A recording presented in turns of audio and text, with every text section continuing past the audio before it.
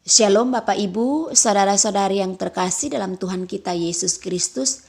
Jumpa lagi dengan saya Panelove Ministry.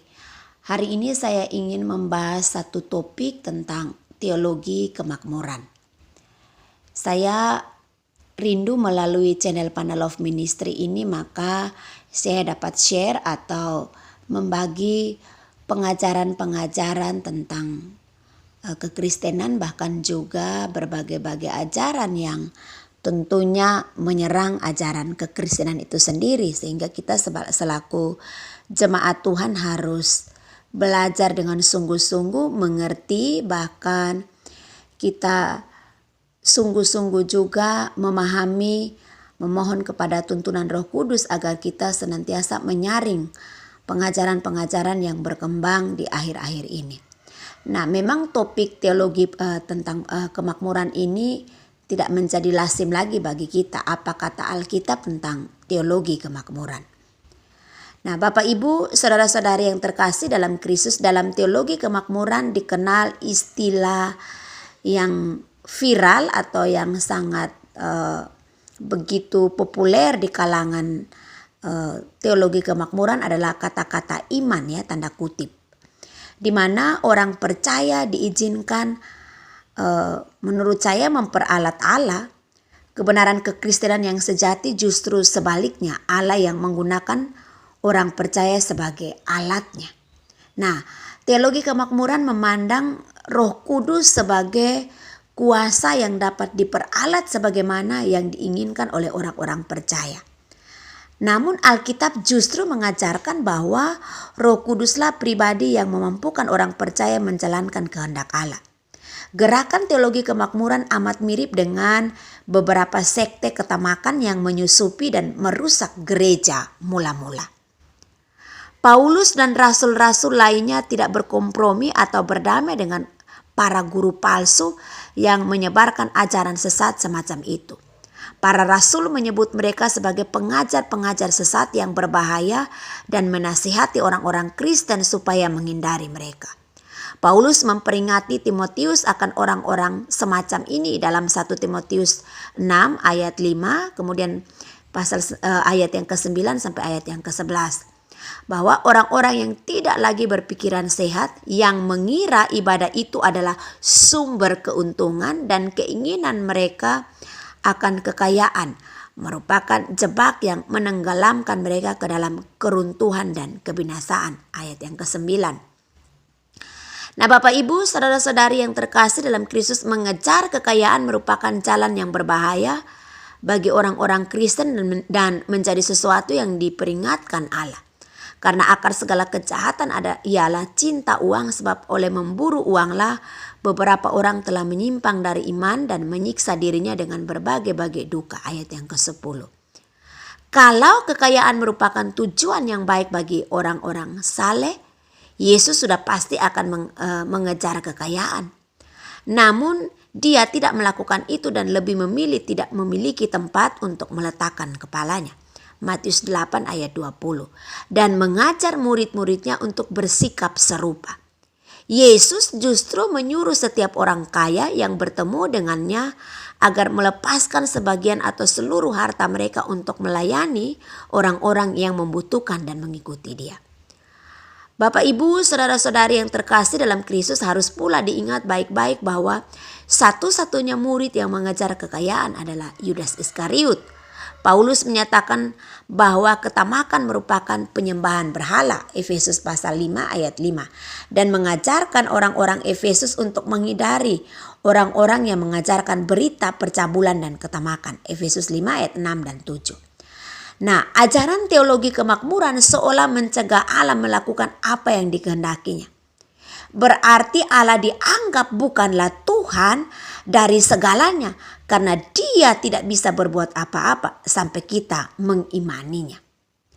Bapak Ibu, saudara-saudari yang terkasih dalam Kristus, iman menurut pengajaran kata-kata iman bukannya tunduk dan percaya kepada Allah, namun lebih kepada mantra yang memungkinkan kita memanipulir hukum-hukum rohani yang dipercayai oleh para pengajar teologi kemakmuran sebagai sesuatu yang mengatur alam semesta. Sebagaimana yang tersirat dalam nama tanda kutip kata-kata iman. Gerakan ini mengajarkan bahwa iman adalah soal apa yang kita katakan dan bukan soal siapa yang kita percaya atau kebenaran apa yang kita pegang atau percaya dalam hati kita. Istilah yang paling digemari dalam ajaran ini adalah berperkataan positif. Ini merupakan rujukan pada pengajaran bahwa kata-kata memiliki daya cipta. Apa yang saudara ucapkan menentukan apa yang akan terjadi pada diri saudara. Pengakuan saudara, khususnya pertolongan yang saudara tuntut dari Allah, harus diutarakan secara positif dan tanpa keraguan. Maka Allah pasti menjawabnya seolah-olah manusia dapat menuntut sesuatu dari Allah. Jadi kesanggupan Allah untuk memberkati kita itu sebenarnya bergantung pada iman kita. Yakobus 4 ayat 13 sampai ayat 16 jelas-jelas menentang pengajaran demikian. Yakobus berkata, jadi sekarang hai kamu yang berkata hari ini atau besok kami berangkat ke kota Anu dan di sana kami akan tinggal setahun dan berdagang serta mendapat untung. Sedang kamu tidak tahu apa yang akan terjadi besok. Apakah arti hidupmu? Hidupmu itu sama seperti uap yang sebentar saja kelihatan lalu lenyap. Jangankan mengucapkan sesuatu agar bisa terjadi, kita bahkan tidak tahu apa yang terjadi di hari esok atau apakah kita masih akan hidup atau tidak. Bukannya mengajarkan pentingnya kekayaan, Alkitab malah memperingatkan kita untuk tidak mengejarnya. Orang-orang percaya khususnya para pemuka gereja 1 Timotius 3 ayat 3 harus bebas dari mencintai uang. Lalu kemudian Ibrani 13 ayat 5 cinta uang menjadi akar dari segala kejahatan. 1 Timotius 6 ayat 10. Yesus memperingatkan berjaga-jagalah dan waspadalah terhadap segala ketamakan. Sebab walaupun seorang berlimpah-limpah hartanya, hidupnya tidaklah bergantung atau tergantung daripada kekayaannya itu. Lukas 12 ayat 15. Kalau kita meneliti kitab-kitab Injil, peringatan Yesus akan keserakahan adalah peringatan yang paling banyak dibanding dosa lainnya. Nah, bertolak belakang dengan pengajaran teologi kemakmuran soal menumpuk uang dan harta dalam hidup ini. Yesus berkata, janganlah kamu mengumpulkan harta di bumi ngengat dan karat merusakkannya dan pencuri membongkarnya serta mencurinya. Matius 6 ayat 9. Kontradiksi yang begitu besar antara teologi kemakmuran dan Injil yang murni paling tepat dirangkum melalui kata-kata Yesus dalam Matius 6 ayat 24. Tak seorang pun dapat mengabdi kepada Allah dan uang. Orang tidak dapat mencintai Allah dan uang dalam waktu bersamaan. Ia pasti mencintai salah satunya. Nah, saya mengutip ini John Piper itu dia menyatakan satu statement bahwa tentang teologi kemakmuran tidak akan pernah membuat orang memuji Kristus. Ia hanya membuat orang memuja kemakmuran.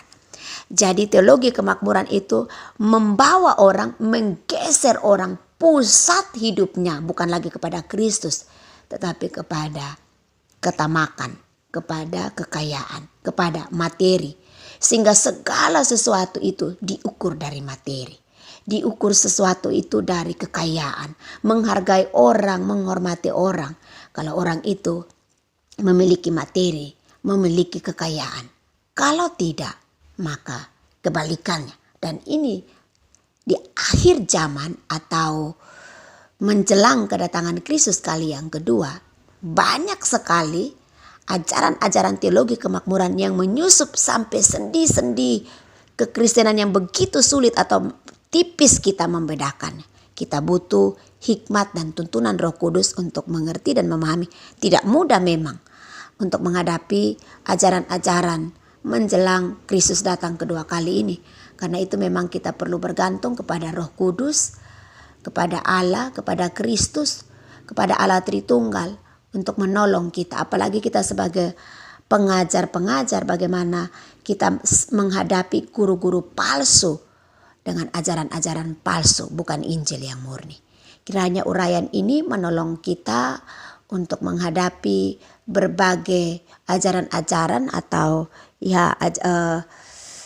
gerakan-gerakan yang dari zaman dahulu sampai sekarang menyerang ajaran-ajaran Kristus ajaran Kristen yang sejati atau Injil yang sejati. Demikianlah yang dapat saya uraikan. Minggu berikutnya atau beberapa waktu ke depan saya akan membahas tentang teologi liberal dan neo-ortodoks. Supaya kita belajar tentang pengajaran-pengajaran, kita memahami, kita mengerti, dan kita sungguh-sungguh bergantung kepada Allah Tritunggal supaya apa yang Kristus yang kita ikuti atau Injil yang murni itulah yang kita benar-benar lakukan, dan tentunya memang itu tidak mudah, punya tantangan tersendiri. Kiranya Tuhan menolong kita. Amin.